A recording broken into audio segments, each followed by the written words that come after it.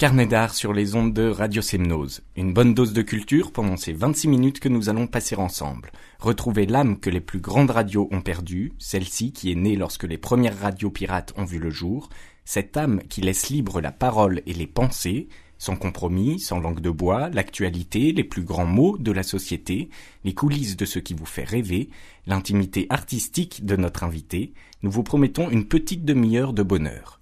Carnet d'art était dans votre sac, sur vos écrans, il est à présent dans vos haut-parleurs, alors parlons. Il est maintenant temps de vivre la tangente culturelle à la conquête de la curiosité artistique. That's what they always say. Ooh, that's what they always say.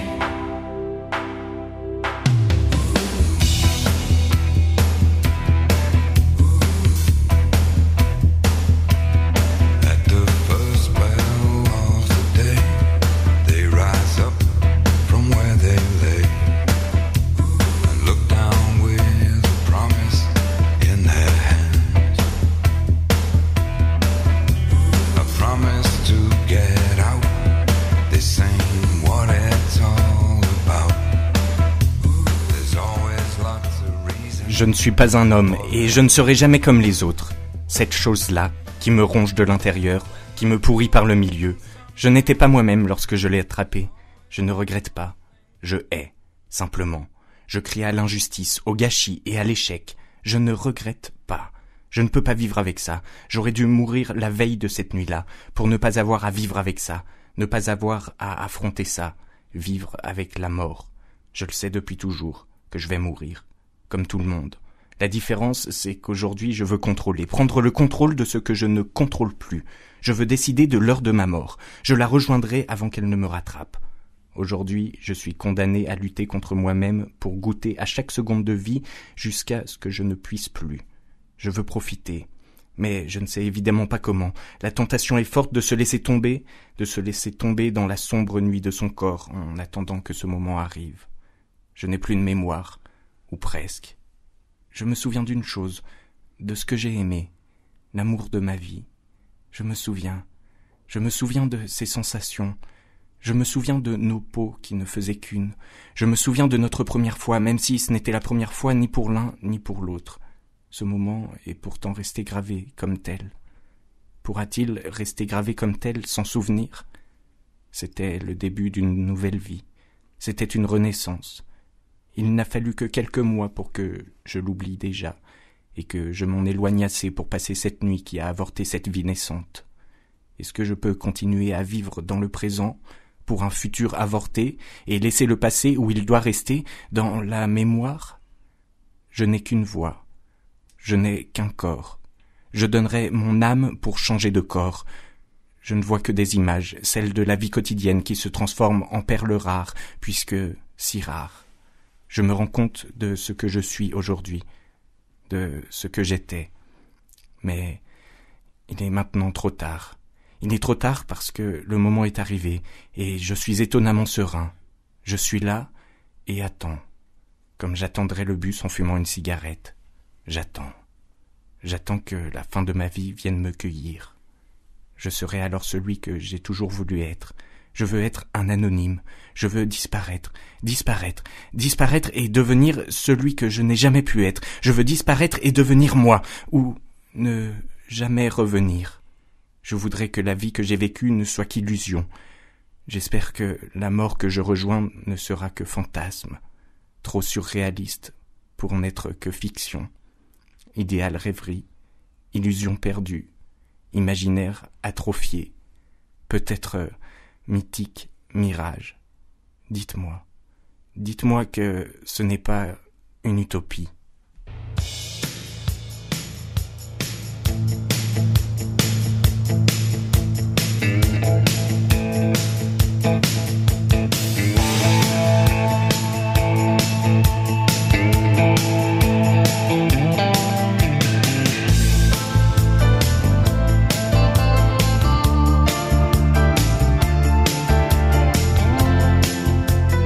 Chris Rea, The Road to Hell avec le vieux synthé derrière, avec mon bel anglais. C'est pop, c'est rock and pop, et même sans musique, Christina D'Agostin nous propose le voyage de... Qu'est-ce que tu nous proposes, ce mois-ci ? Un voyage avec les artistes. Ah, c'est pas mal ça va ? Ça va. À toi. Alors cette année, on peut dire que j'ai côtoyé bon nombre d'artistes, photographes, peintres, sculpteurs, mais aussi auteurs, poètes et j'en passe. Il n'y a encore pas si longtemps que ça, je ne baignais pas du tout dans ce monde artistique. Je ne me posais pas toutes ces questions. Qui est cet artiste ? Quel est son discours ? Qu'a-t-il à crier au monde ? Qu'est-ce que je vais en comprendre, moi ? Car au fond, c'est quoi un artiste ? Tout le monde est créatif. Tout le monde a des idées et une vision personnelle du monde. Tout le monde a la possibilité de s'exprimer d'une manière unique par le moyen de son choix, d'une façon qui n'a jamais été faite auparavant. Mais tout le monde ne peut pas se revendiquer comme artiste, car comme certains se disent philosophes, sans savoir ce qu'est la philosophie, ni l'avoir pratiquée véritablement, mis à part accoudé à un comptoir. Être artiste n'est pas une expression qui doit se prendre à la légère. Qu'est-ce que cela veut dire ? Qu'est-ce que cela recouvre ? J'ai l'impression que ce mot artiste perd de sa profondeur avec le temps, de sa richesse, de sa force expressive. Un artiste l'est durablement, et non pas de manière provisoire ou à temps partiel, en sortant uniquement ses pinceaux le dimanche après-midi après le repas de famille. C'est dans la durée qu'un artiste se construit comme tel. Pour reprendre une formule existentialiste, on ne naît pas artiste, on le devient. C'est donc au terme d'un long processus, d'un investissement personnel et rigoureux, en un mot par persévérance qu'on devient artiste, ou plutôt qu'on se donne les moyens de le devenir. L'UNESCO a proposé une définition ouverte déterminée par la conscience individuelle dans sa recommandation relative à la condition de l'artiste adoptée à Belgrade le 27 octobre 1980. On entend par artiste toute personne qui crée ou participe par son interprétation à la création ou à la recréation d'œuvres d'art, qui considère sa création artistique comme un élément essentiel de sa vie, qui ainsi contribue au développement de l'art et de la culture, et qui est reconnu ou cherche à être reconnu en tant qu'artiste, qu'elle soit liée ou non par une relation de travail ou d'association quelconque. Dès lors, qu'est-ce que cela implique ?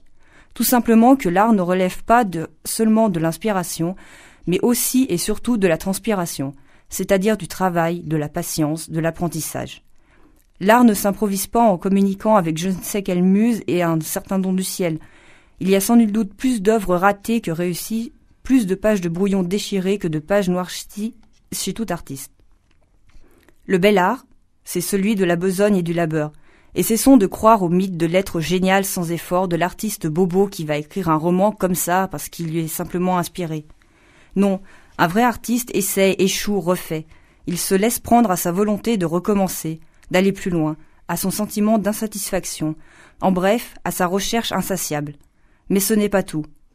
Un accident, une maladie, une expérience de vie font qu'un artiste cherche à s'arracher de lui-même, à sortir de ses petites préférences personnelles, à sortir pour mieux expier ce qui peut le pourrir de l'intérieur et ne se laisse pas aller à un quelconque confort douillet.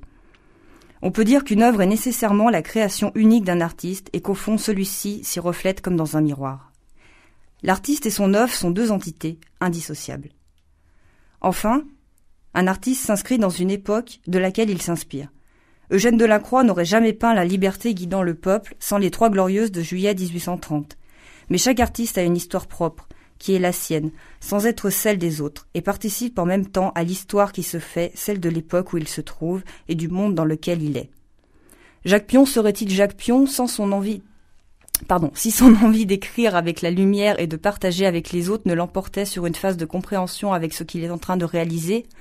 Jean-Michel Reiselman serait-il Jean-Michel Reiselman si la cécité qui l'a plongé dans l'obscurité ne l'aurait poussé à se transformer, à percevoir les choses et le monde qui l'entoure différemment ? Faber serait-il Faber si le monde dans lequel nous vivons et si son expérience de vie ne l'aurait poussé à façonner comme exutoire un moyen de faire, de défaire et de transposer ses états d'âme ? En définitive, l'artiste se construit comme une histoire unique et particulière, dans un monde commun et une époque partagée avec d'autres. C'est tout le paradoxe. C'est une belle chronique, là, Christina. Une belle preuve d'amour pour tous ces artistes. Oui, une belle ou un petit coup de gueule. Ça dépend un peu des deux quand même. Oui. Ça me rappelle une citation je vais faire mon intello là, je vais citer Kant qui parlait c'est pas l'artiste mais du talent. C'est le talent maîtrise parfaitement les règles, le génie les crée. C'est pas mal pour conclure ça. C'est pas mal pour conclure cette chronique. On écoute un génie. Antonin ? Bah ouais.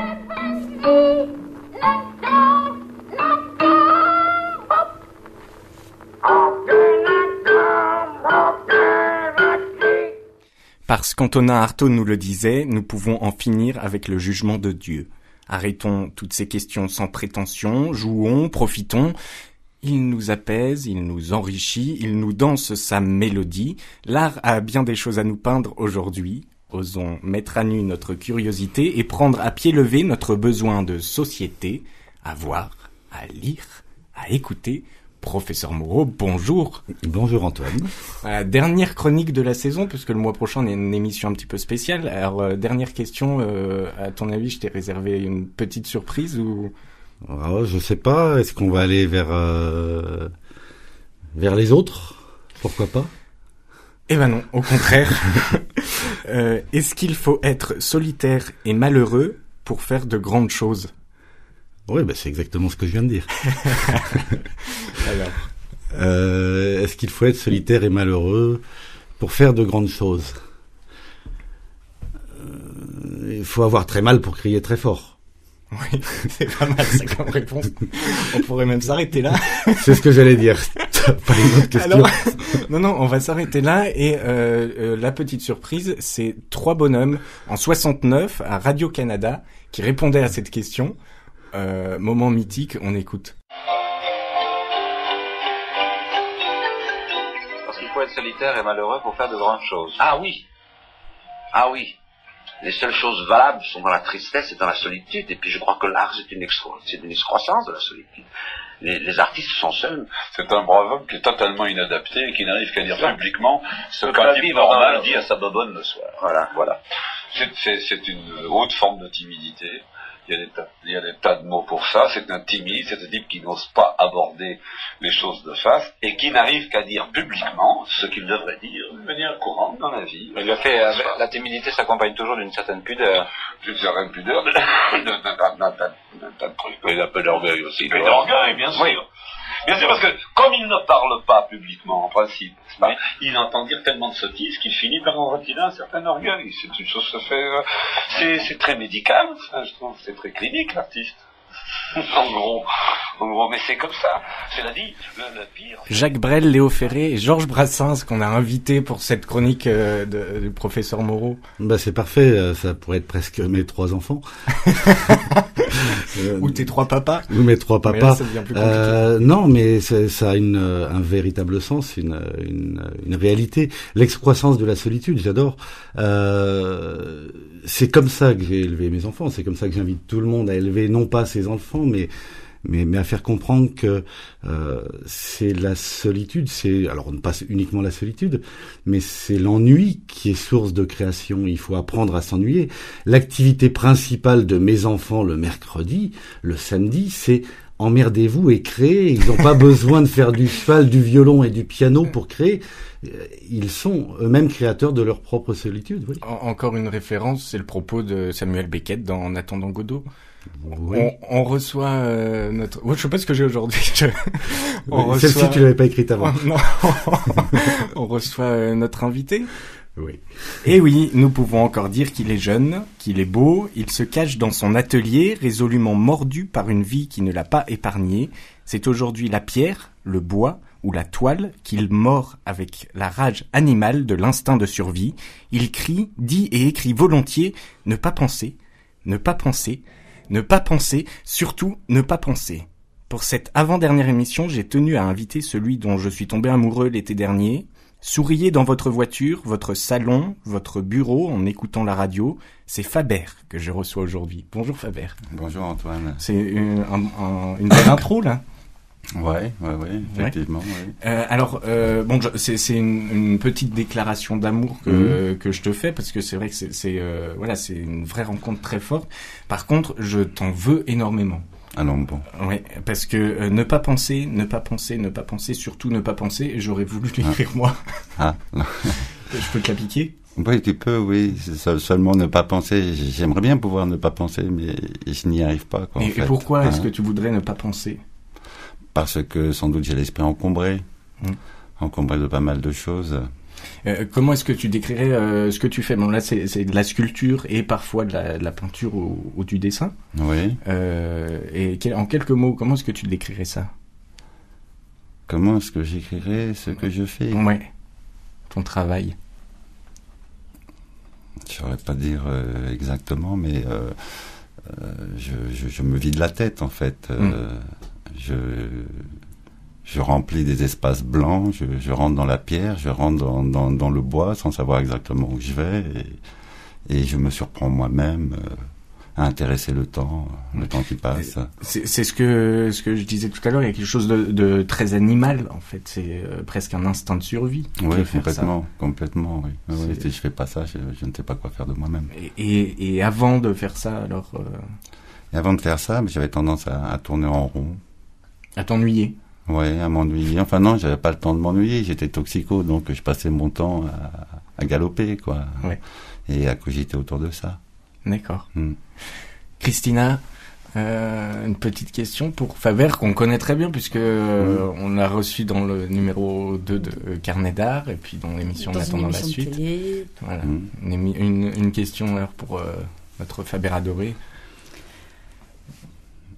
Non, pas tout de suite. si, tout de suite. Vas-y. Non, est-ce que tu reçois un besoin essentiel de toujours t'enfermer, t'isoler dans ton atelier pour sculpter le bois, la pierre? Oui, c'est essentiel pour moi. Ouais. Et justement, est-ce qu'on est obligatoirement solitaire et malheureux pour créer? Non, pas forcément en fait. Hein. C'est moi, quoi. C'est mon exutoire, c'est ma manière à moi, mais c'est pas celle de tout artiste. Toi, t'as besoin de solitude, ça c'est oui, sûr. Oui, pour faire. Mais j'ai besoin de est-ce que solitude. tu as besoin de ton malheur pour créer aussi? Oui. Ouais. Ouais. Encore aujourd'hui? Oui, encore aujourd'hui. Ça fait combien de temps que tu sculptes? Ça fait 17 ans maintenant. D'accord. Donc en fait, la sculpture anesthésie ton malheur pour un temps, mais ne le soigne pas. Non. Il est soignable? Non, je fais avec, au jour le jour. C'est pour vivre avec. Ouais. Professeur Moreau? Dans toutes ces réalisations, toutes ces sculptures, on sent toujours des imprégnations qu'on pourrait dire ethniques. Oui. Est-ce que c'est pour faire un parallèle, est-ce que c'est une sorte de symbiose que tu rechercherais avec un retour un peu plus ou naturel ou ethnique, justement, à des choses plus simples? Est-ce que c'est une sorte de simplification que tu recherches? On le sent un petit peu dans ta façon d'exprimer les choses. Dans ton art, est-ce que tu aimerais que les choses soient plus simples? Est-ce que tu aimerais finalement faire partie d'un monde un peu plus simple? Ah oui, c'est pour sûr que j'aimerais que le monde fonctionne de manière plus simple. D'ailleurs, le dernier numéro de Carnet d'art traite de l'utopie et je suis un grand utopiste, quoi. Donc je ne serai jamais satisfait, les choses n'iront jamais, le monde ne tournera jamais comme j'aimerais qu'il tourne. Mais parce que quand tu crées, c'est un acte très intime, parce que c'est une relation de toi avec toi-même. Mais tu fais aussi des expositions, tu vends tes œuvres, donc il y a un rapport avec le public là-dedans. Oui. Mais alors là, je suis à l'aise sur une exposition, au milieu de mes sculptures, de mes toiles, de mes dessins. Je me sens entier. Quoi. J'aurais plus de facilité à me présenter au milieu de mon travail que sans. Et ce rapport avec le public, la critique par exemple du public, tu l'acceptes facilement? Oui, je comprends. Hein. Des fois sur des expos, il y a des gens qui sortent en disant qu'ils n'aiment pas du tout. Et je conçois complètement. Hein. Tout ne me plaît pas et je conçois que ce que je fais ne plaise pas à tout le monde non plus. Et dans tes œuvres donc très intimes, est-ce que tu espères quelque part est-ce que tu as l'utopie d'espérer changer le monde grâce à ça? Non, j'aimerais bien, mais je suis sans illusion par rapport à ça. Ouais. Non, hélas. Parce que dans la nature même de faire ça et de présenter ça à des gens et de vendre ça à des gens, tu changes un petit peu leur vie parce que tu t'invites dans leur salon, dans leur salon. Oui, je pense que les gens qui m'achètent une pièce se reconnaissent quelque part dans mon travail par rapport à leur propre histoire. C'est un reflet. Oui, complètement, oui. Ouais. J'ai trouvé une musique qui pourrait peut-être bien te correspondre, parmi tant d'autres. Merci Faber. On se retrouve le mois prochain pour la dernière émission. D'accord, avec grand plaisir.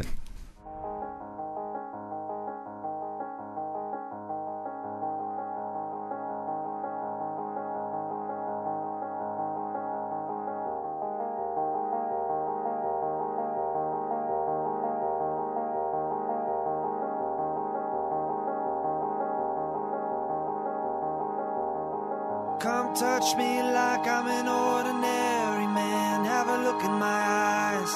Underneath my skin there is a violence. It's got a gun in its hands. Ready to make sense of anyone, anything, anyone, anything, anyone, anything, anyone, anything, anyone, anything. Black holes living in the side of your face. Razor wire spinning around you, around you, around you, around. Blistering sky, blistering sky, blistering sky. Bullets on the beauty of the blistering sky. Bullets on the beauty and I don't know why. Bullets on the beauty of the blistering sky. Bullets on the beauty and I don't know why.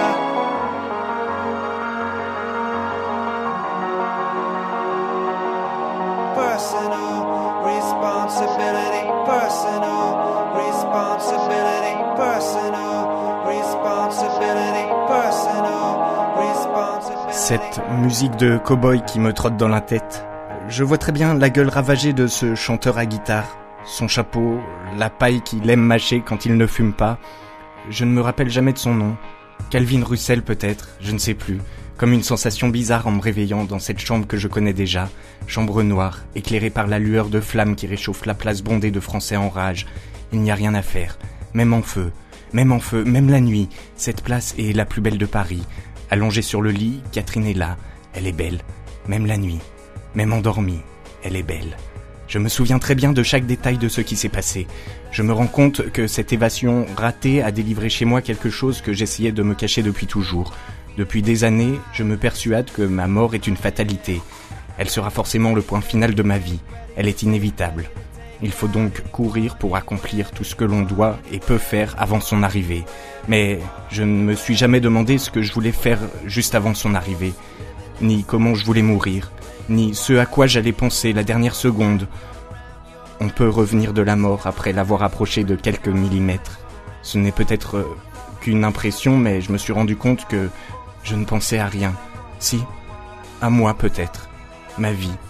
Une question m'est venue. Suis-je fier de ce que j'ai accompli ? La réponse était claire. Il y avait une chose que je n'avais pas encore faite. Une chose qui serait la clé de voûte de cet édifice que je me suis acharné à construire toute ma vie. Résister. Résister. Résister réellement.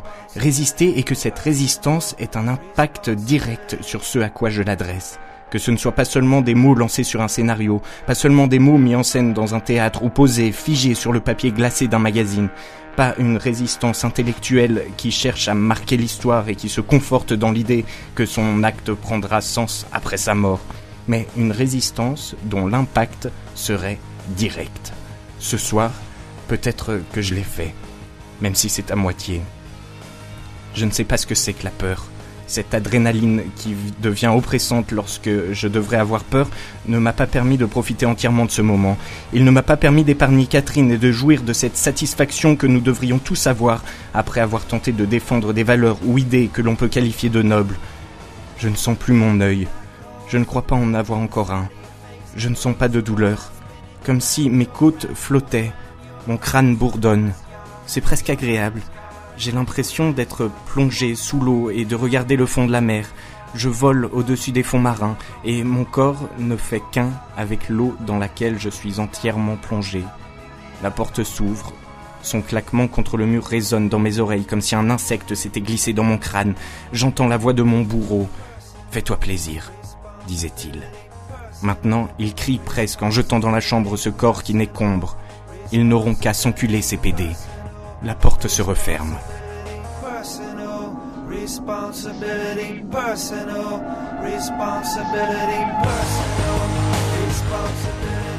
Je vous propose un rendez-vous avec vous-même d'abord. Vous pourrez vous faire aider par Faber à découvrir dans le numéro 2 de Carnet d'Art, à découvrir et rencontrer sans modération. Avec Carnet d'Art ensuite, le premier lundi de chaque mois. Nous sommes là pour vous, nous sommes là ensemble et nous en sommes heureux. Un dernier message à faire passer avant de fermer les micros et de vous retrouver le lundi 2 juin à 13h30 pour la dernière émission de la saison un peu spéciale, mais je vous en dis pas plus pour le moment. Retrouvez-nous également sur le site internet radiosemnos.com et sur carnetdart.com. N'oubliez pas, bien bonne semaine à vous, résistez et surtout, souriez.